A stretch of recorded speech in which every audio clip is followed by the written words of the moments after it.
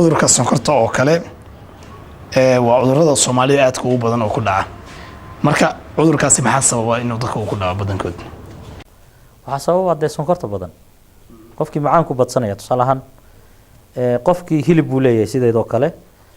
sonkortiina iskama ilaalinayo aniga anoona ogeyn bay ugu dhacday sonkortii uunba waxay ii noqotay wax wadnuhu igu xanuuno markaan kabado shaay sonkorta lahaa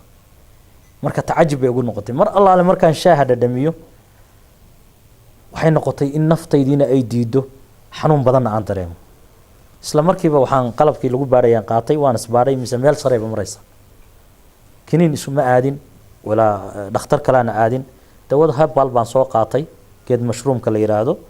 iyo kafay uu ka samaysan yahay mushroomku labadii baan isku darsaday ilaahay subxaanahu wa ta'aalana uu iga caafiyay marka adinku qaabkay dadka ugu daweysiin ma dawada adiga isticmaashay baa siisiin mas dawada kala jeedina kafay baa qofka la siiya geedka mushroomka la siiya oo badsada sonkortu way yaraanaysaa tusaalahan hadduu 20 ahaa hoos bay soo dhacdaa marka qofka waxaan idhaahnaa si uuna qofkan khalkhal u gelin waxa laga yaabaa 10 sano inuu dawo qaadanayay qaar cirbado isku duraa jira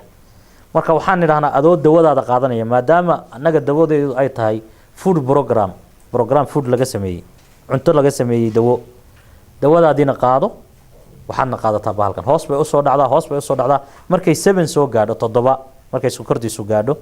ayaanu ka joojinaa dawadii u qaadanayay